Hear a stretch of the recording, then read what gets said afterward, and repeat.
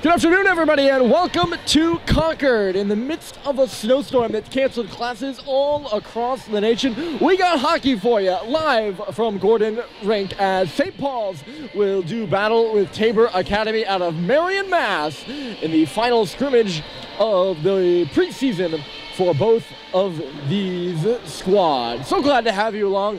My name is Ryan Murphy. This is all part of the SPS Thanksgiving Jamboree, an annual tradition now. And it's the last game for both of these two teams. They're both 1-1, having played Groton and Taft, both these teams. St. Paul's beat Taft and lost to Groton. Tabor did the vice versa. They lost to Taft, but beat Groton. We'll talk about those games a little later, but right now, we'll get you set with the logistics for this one. St. Paul's will be skating from left to right. They're wearing the fire engine red uniforms. Tabor is in white. They're skating from right to left. And I think I said St. Paul's is skating from left to right. Starting in net for St. Paul's, Charlie Murphy has been stellar in the two scrimmages thus far. He looks to continue that here today. Down the other end for Tabor, it's Matthew Gover, who was Neutral Zone's first star of the game against Groton the other day. That was a 3-1 victory for his team. He's out of the New Hampshire Avalanche organization, a sophomore from Atkinson, New Hampshire, and he has been pretty good between the pipe for Tabor as we are underway. And JT Holiday lays a hit in the neutral zone as the Seawolves get the puck deep here to start. Up there for checking on the plays, Seth Bernard. He's working over a man in deep. That was Owen Sweet. It'll come up the boards for St. Paul's, and that's Holiday who pins his man, allowing Sweet to take the puck out to center. Chipped off the wall. Whacking at it is Nick Dallier. Or Dallaire, rather. Apologize for that one. Along the near boards again, Sweet is looking for it, hunting for it in the face-off circle. It'll come free to the middle. Russell stepped up, but he missed the puck, and Jake Cady will look to pursue it out to neutral territory. He can't. Plus, he tried to push into the zone, but St. Paul's offside here. Roughly, well, a little less than a minute in. Back to the 3 18-minute periods. Yesterday, when St. Paul's played Groton, they shifted to 2:25. Again, that's also part of the snowstorm. Groton wanted to get back to the hotel and to their meal quicker in the snow, which makes sense, of course. Travel accommodations are necessary. Back to the 3 18 minutes, and here's Cox with a turnover. Tabor walks in, and that was Morgan Winters, the UNH commit, who tried to drop it on back, but it was intercepted by a good back check. I couldn't catch the number of the St. Paul's player there. Might have been Sullivan, the right defenseman. That puck went off Bussey and out to neutral territory. You don't want to give that guy in the middle a lot of space. Morgan Winters, he could do some damage. Exactly what he did last season. He had 13 goals and 21 assists for 34 points total. Absolute explosion of a season for him. After he only had, I believe, 4 points his first season as a freshman. He's a junior this year. Also stepping up on the boards, he'll push it in behind the goal. Therefore, it is Henry Johnson. He's going to go far side and move it up the far side of the ice. Another turnover on the left defense for St. Paul's. That's Frechette. Bradley moves in, and a save by Murphy. An area of the ice is dangerous for St. Paul's in front of their own bench. We saw Cox turn it over there earlier, and then that was Mick Frechette. Here comes Sam Seibold the other way. He'll push it in deep. Didn't make its way to the goal, and we got an arm up behind the play. It's going to be a hooking call coming to Tabor here, and St. Paul's will go to the power play. Stepping into the box is Jack Brandt, the freshman out of Columbus, Ohio. Must have been behind the play somewhere because Seibold certainly had plenty of space. Maybe a stick got in on him. Nonetheless, St. Paul's on the power play. They only have one power play goal in the 2 games yesterday. Cade Cox scored one in the 3rd period versus Taft. Not sure how many attempts they have. We don't have any official statistics because they're all scrimmages. Seibold plays it back in deep as St. Paul's tries to get it set up. That's Fitz Frechette. He's on for his first shift of the Jamboree. He missed the 2 games yesterday. He was feeling ill. Here's Seibold connecting in the middle of the ice again. He's going to traverse across the blue line and bring it on in deep. Therefore it is Dallaire. He pushes it up the wall, but Culver sealed it. He's still got him on the wall. In low for Frechette along the goal line, holding and waiting. He's going to go behind the goal now. Frechette comes out the far side, tried to leave it for Seawolves, but that was intercepted. Thrown to the line, but not out. Mick Frechette to the near side. That's Russell spinning and turning over for Mick again. Face-off circle to the front of the net. He was looking for his brother Fitz on the deflection there. It did not go, and it sent the length of the ice there. The scratches for St. Paul's Mike Stoddard and Jack Hepp. The only one for Tabor is Connor Tobin. Nearly turning the puck over with St. Paul's again. Michael Leone. Good on the forecheck for Tabor. Again, doing a good job on the forecheck is Seth Bernard this time. Good kill so far for the Seawolves. Leone trying to pick this puck up, but he is offside.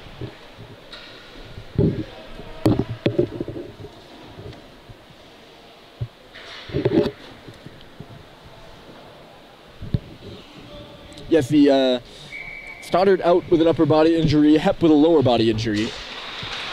I did not get the mention of the reason why Connor Tobin is out. He's a senior captain from Sandwich, Mass. Tobin is, and a big part of this Tabor team. Certainly he was a big part of their team last year. Another player that put up 28 points and increased his point production by 23, I believe, from his sophomore to junior year. It was Tobin, Katie, and Winters who both had all three had explosive seasons for the Seawolves. In the middle here, Sweet with a tap after Malone meandered in across the line. And it was stopped by Gover. I believe that's his first save of the game. The power play is over. And Tabor is back to full strength. Here's a turnover at the side of the goal now. Pressing hard up front was Jenkins.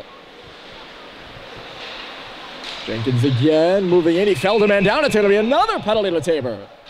Sorry, that was Shane LaChance trying to come out in front, and he got his stick tied up in the feet of Cade Cox, who goes down. And St. Paul's heads right back to the power play just like that.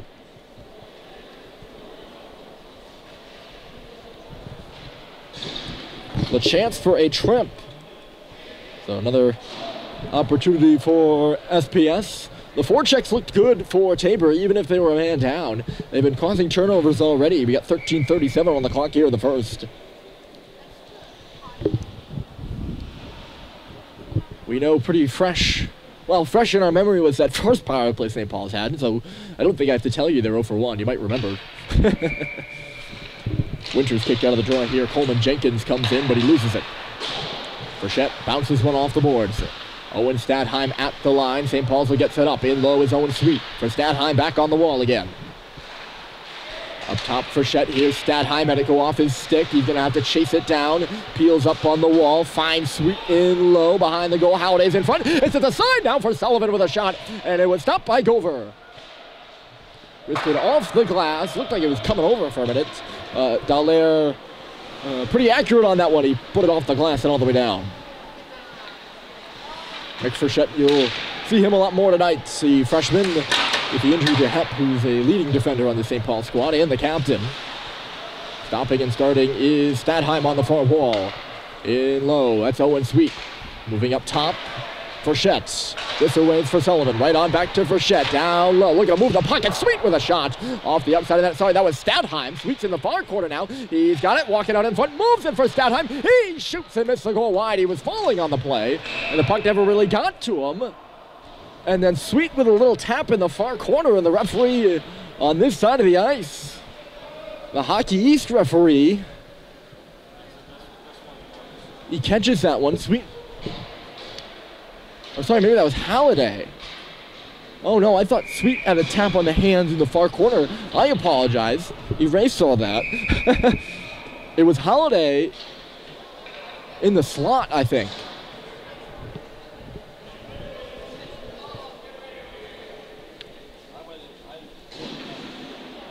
So that'll do it for the St. Paul's power play. Halliday in the box for a slash. We have 54 seconds, well, less than that now, 4-on-4 time. Good tap by Levine, and Cooper Flinton makes a nice move out to center ice. He's still chasing. It's a 2-on-1 with Russell. Flinton moves in, left side, shoots, save by Gover. He self-passed not once but twice.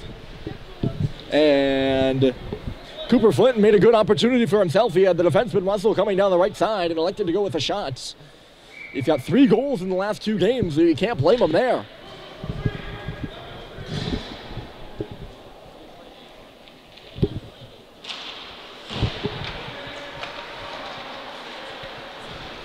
Coming around the net here is Nick DeLay after Tabor won the draw. In over the line is Katie. He was ahead of the play, but so far ahead of the play, he was illegally so. And offside is the call. They'll move this face-off down rather to the regular face-off spot for offside on our left. They'll move it down to our right. And actually, the referees aren't sure about that. They're going to talk it over. 30 seconds left to 4-on-4. The unit out there for St. Paul's right now is Russell, Levine, Schubert, and Flinton. Out there for Tabor, Katie Dallaire, Bernard, and Patterson. They're going to move it back to its regular spot anyways, and I think Coach Mark Bozek on the St. Paul's bench does not like it. He's gesturing all the way down to the Tabor end as to say that's where the faceoff should be. The connecting pass from Russell, too hot to handle there for Schubert. It was more of a shot, and it missed his stick. Thundered on in deep there by Flinton. Coming out of the corner with it is Dallaire. And another arm up, but penalties are coming fast and furious. We're not even 8 minutes into this first period, and we're going to have our 4th. And we're going to have a 4-on-3 power play for Tabor. First it was the Seawolves parade to the box. Now it's the Pelican parade to the box. Schubert does not like the call. I will say, this is tough analysis for me. That's a hook, I believe. So Tabor will have a 5-on-3 here in 2 seconds. And now they do for 1 minute and 4 seconds. It's a 5-on-3. Good opportunity for Tabor to get on the board first. And it's Winters at the face-off circle. They give it across to him again. Winters waits. Back up top for Connor Tobin. Here's Winters. Sorry, that's not Tobin. He's scratched. Is it Tobin? It is. He's out there right now. Winters, face-off circle. Up for Tobin. Back for Winters. A playing catch, but the pass missed. So I guess you can scratch what I said off the top that Tobin was not playing. He's out there right now, 18 in white. And he's got it. He loads up a drive. Save is made. The rebound was loose. Murphy saw that one all the way. Bussey fighting for the puck. He wins the battle, and it's sent to length of the ice by Sullivan. So that's a big gain for Tabor. When I talked to head coach Jerry Deneen, longtime head coach at Tabor, he had said that Tobin had been scratched, but I guess he's feeling all right, and he's able to play now. He just stepped in across the blue line as Tabor moves in. He receives the pass from Brantz. Tobin holds it, went through traffic. It was deflected, and it hit Murphy on the way through. I don't think he even saw it. That's why I said it hit him. He didn't really make a save. Out of the box there is Halliday. And now it's a 5-on-4 power play for 44 seconds. This would be a huge kill for St. Paul's.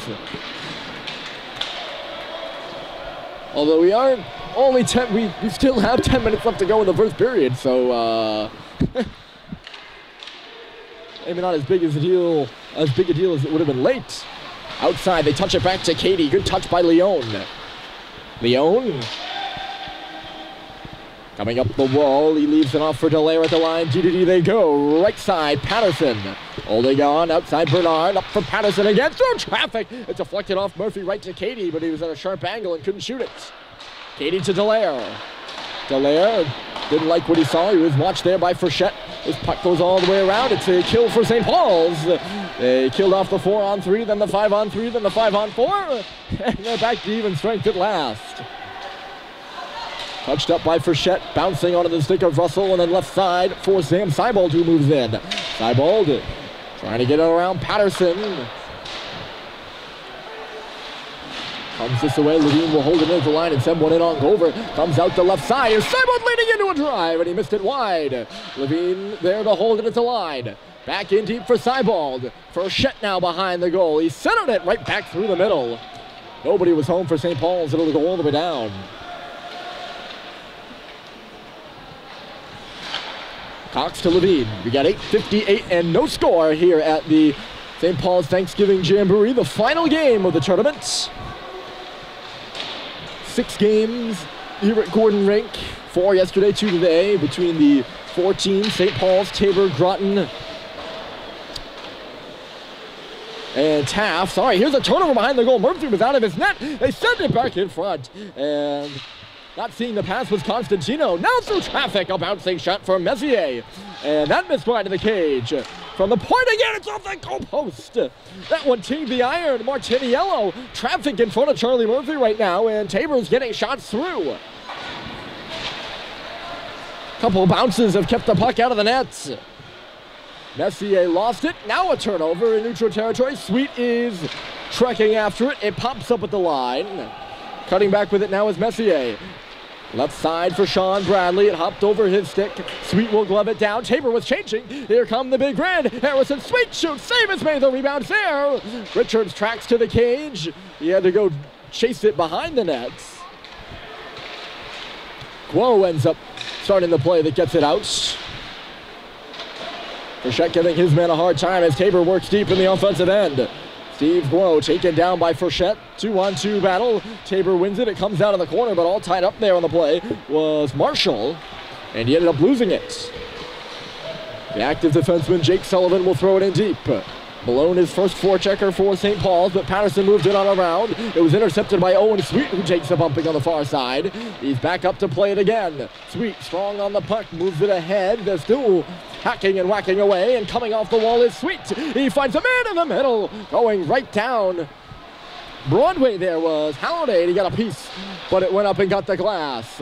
Reversed it in the middle. Here's Russell walking down between the hash marks. He's knocked down. Puck is still loose. Halliday reverses. Penalty upcoming to Tabor. Or maybe not to Tabor. Might be both of them.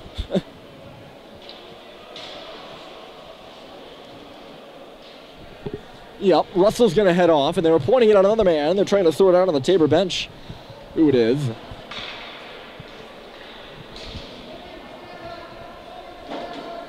So we're going to have some 4-on-4 action, or maybe some offsetting penalties. No, it's going to be 4-on-4. A full 2 minutes of 4-on-4, that is. Tell you what, I'm not very good at catching penalties. I'm usually watching the puck, and some penalties happen away from the puck. But I can tell you for sure that those are the 6th penalty. Well, that's the 6th penalty, depending on which one you choose. We've had 6 penalties so far here in this first period. Still 6:50 to go. And, I mean, I haven't seen them all. I don't usually see them all. But if we continue on this pace, it's not going to make for a very fun afternoon for either side. A fun viewing afternoon, that's for sure. Puck in the middle of the ice here for Winters. Tapped away from him by a sliding Cox. Winters still holding on to it. Behind the nets, it's Shane LaChance. Winters across, right onto the tape of Halliday. And that'll start the Pelicans out to center. Owen Sweet with Halliday. Halliday tried to make a move. He found Sweet, though. Owen Sweet tied up. Halliday following on the play. Moving to the circle with a shot. It goes off a body. Sweet in behind the net. He tried to center it. Looking for Halliday. It went off a leg. Here's Levine. He steps in from the line. That one just ahead of Halliday. He'll catch up to it. Nice little spin move. He finds Sweet in the back door. And I think Gover might have made a save he didn't even know he made. Those two are creative, and they'll find a hole. It's impressive. Speaking of finding a hole, it's Winters himself, and he missed the goal wide. Looking for a penalty there on the St. Paul's defender. He had his stick checked. With speed is the assistant captain, Stadheim, moving in. The defenseman fell, so Stadheim has time in the corner. He's at the face-off circle now. He's roofed it high. It's going to come out the other side, and this could be a 2-on-1 for Tabor. It will be. On the right side is Jenkins moving in. Jenkins scores!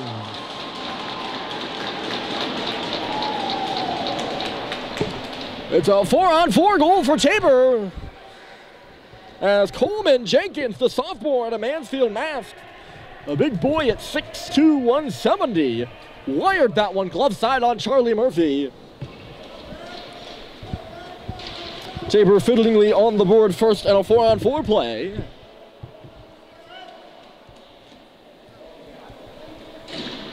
There it is, 1-0 Seawolves. And Michael Leone moving down the left side. And I think Charlie Murphy might have been thinking pass. The pass was somewhat available. But Jenkins saw the shot and took it. A hard one at bat, and he beats the goaltender clean. 1-0 Seawolves. Sullivan, a nice little move. He'll clear the zone. Quickly across. Seawolves moving in, and Stadheim with speed. Dropped it off. Cox tried to peel up at the wall, but instead it goes down low for Stadheim. Spinning and turning. Owen Stadheim. We're back to 5-on-5. 4:44 remaining in the period. Tabor gets that 4-on-4 goal. They lead 1-0. Spun to the middle. Here's Flint, and he shoots, and a save is made by Gover.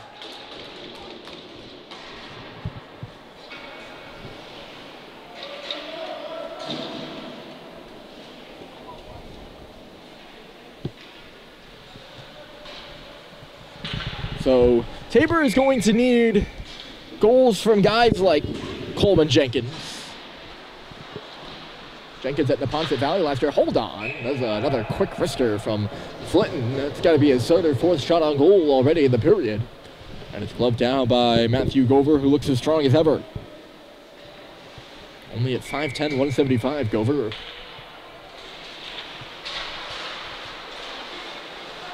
There's Bussy in the middle. Flinton trying to make a move. He lost the puck. It's still loose, though. And now it's chased out to center by Sean Bradley. Yes, they're going to need goals from Jenkins, Tabor will.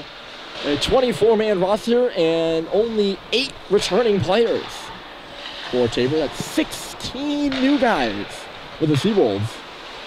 Tabor only has 3 players, I believe, that have played 2 or more years on the team as well.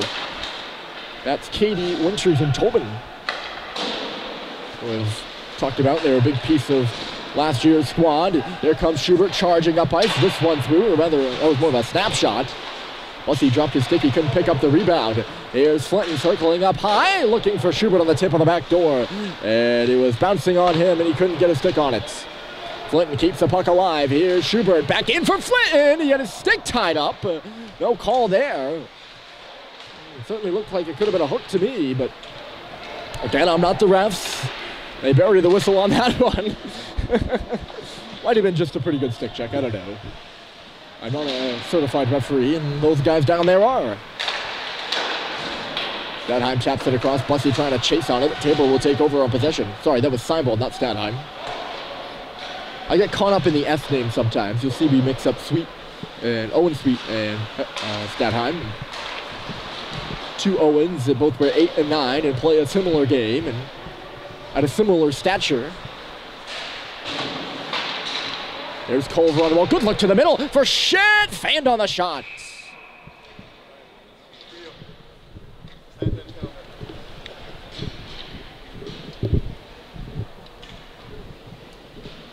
.247 to play in the period. And 1-0. Tabor leads it. On the goal by Coleman Jenkins. Face off down to the left of Matthew Gover, who has been strong. Stretch pass. Oh, that was Katie ahead of the play, and it was bouncing on him, but he's first to it in the corner. Jake Katie coming out center. Good job by Culver to come back, and he'll spin around with it. Charlie Culver moving up ice. He finds Frechette inadvertently, but Fitzy had jumped the gun, and it's an offside against the Big Red. Frechette in his second season with the team. He's got a brother Mick. Freshmen and sophomores both out of Western Mass. Well, we haven't had a penalty in a while.